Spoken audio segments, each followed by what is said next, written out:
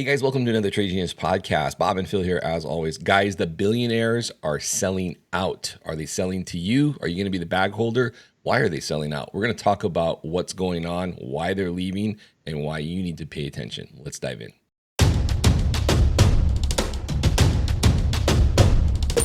Trade Genius.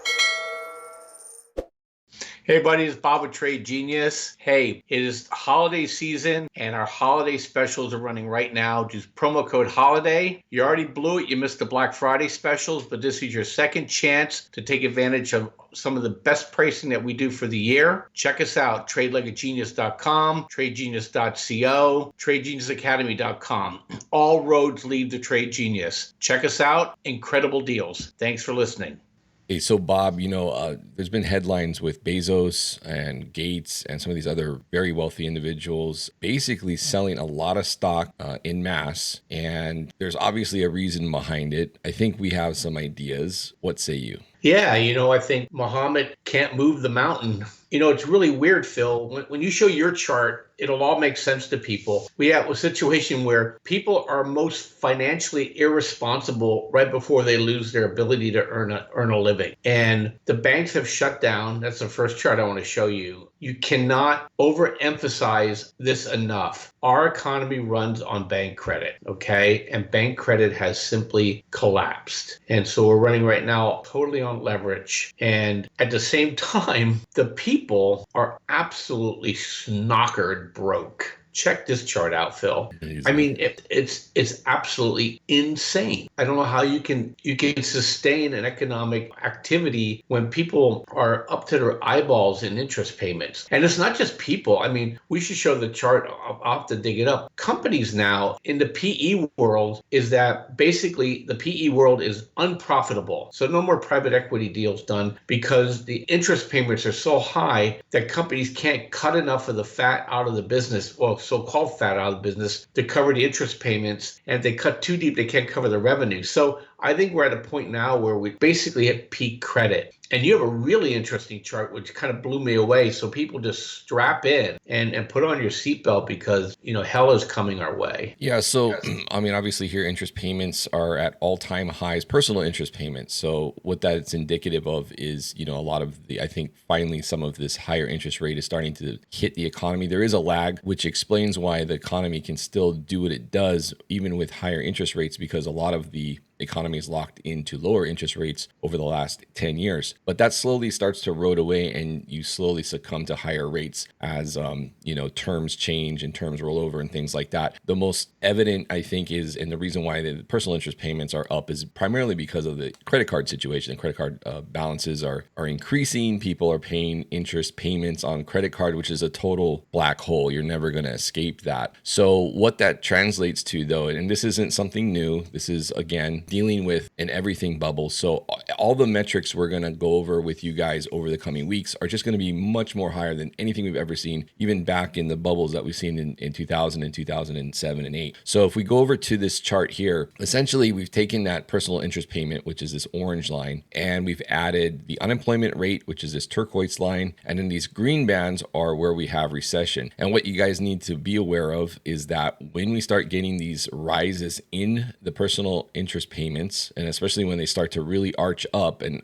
we're seeing an arch we've never seen before, but when they really start to arch up and an angle starts to get steep, what do we get? It leads unemployment. Unemployment, this turquoise line. Notice here back in, what was this? 2000. Okay, so these are the last couple of recessions. 2000, same scenario, rise in personal interest payments. Unemployment shortly thereafter spikes up, and when it starts to spike up, you get this rounded bottom, we get recession. Fast forward to 2008-9, same thing. Personal interest payments spike up, unemployment rounded bottom comes up, recession. We had the same thing going into 2020. I believe this was a massive cover for major bank failures. COVID was the excuse, but I think this was brewing. If you guys look at what was happening, we were starting to get a rounded bottom on unemployment. The same thing was going back up. This might have been kind of an grand experiment to see what would massive stimulus do do. You could put a bunch of theories to it, but it is what it is. And then it came back down after all of that. Now, here we go again. Still, this is effects from COVID because things were permanently structurally damaged after COVID in the economy. You got now just heavy debt on the consumer. And what do we have here? A rounded bottom going into unemployment. So it doesn't take a rocket scientist to see that the odds of unemployment starting to spike as we progress through 2024 are extremely high. And you don't get this spike in unemployment and not get a recession. That's just not how the economy works. So very telling chart here. And I think interest payments is a massive leading indicator. We don't have a lot of leading indicators, but this is one of them. It's just comes down to how much of a lag there is with the stock market and equities as this starts to take its grip on the economy. Yeah, and Phil, kind of as an aside here, you posted this weekend in the chat room about the steakhouses in Hawaii closing en masse. You want to talk about that for a sec? Yeah, and that came as a surprise, not even the employees, but Outback Steakhouse, which is a pretty big brand. They had several chains in Hawaii on the various islands, and I think it was Saturday evening. They said Sunday evening was the last dinner serving, and that was it. And they were closing effective Monday, so today. So that's it. Everybody, no notice. Employees didn't know, and they cited overhead costs were too high to remain operating in Hawaii. Now, personally, I think these larger companies have a lot of intel in terms of the outlook on the economy, and I think it's very telling that when it seemingly is, things are doing well, economy, GDP, all that stuff is doing well, why would you shut down an entire region like that? And I just think that, Hawaii had slim margins. I mean, it's fine if there's a lot of reasons to keep certain markets open, even if they aren't money makers, right? You can chalk it up to advertising. That's why some, even like fast food chains that have losing restaurants, will keep them open because it's a form of advertising. But I think it's very telling when you decide to just completely shut down, because when you do that, you're not going back into a market anytime soon. You're not going to go through the expense of shutting everything down and leaving. So I think, again, another tell of big money basically seeing that there's going to be zero or heavy negative growth in the coming quarters, and they're getting out of Dodge now while they can. Yeah, that's probably 200 jobs lost at that chain. Yeah, I think more than that. Yeah, maybe 300. Yeah, they have a lot of employees. And also, too, didn't the largest and oldest egg ranch in Oahu just shut down? Boom.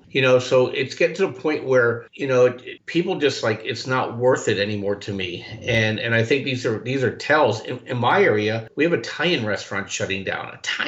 That's probably the cheapest food to create other than breakfast places. And we've had 3 of them shut down in the last couple months. Either the real estate guys are getting too greedy or they can't get the people. And then here's the other wild thing too. CVS Pharmacy on Sundays closes at 1:30. Usually, a lot of people pick up their medicines over the weekend. It just changed. I think we're starting to see corporations starting to pull back in the horns here ahead of really bad news. And speaking of pulling in their horns, check this chart out. Now, it's a bit of an eye chart. You don't have to necessarily read it if you don't want to, but Bill Gates basically sold everything that's not deep value. He went from, let's say his portfolio was $10 billion.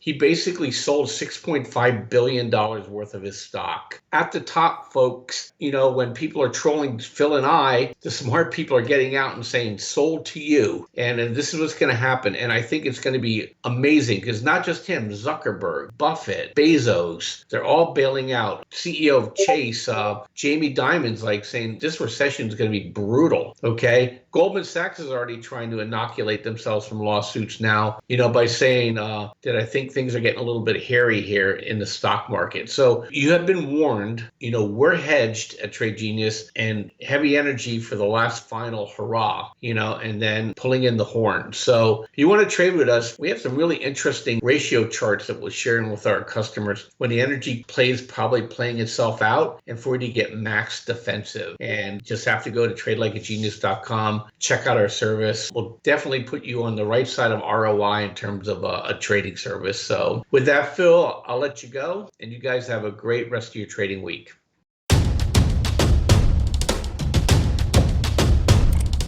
Trade Genius.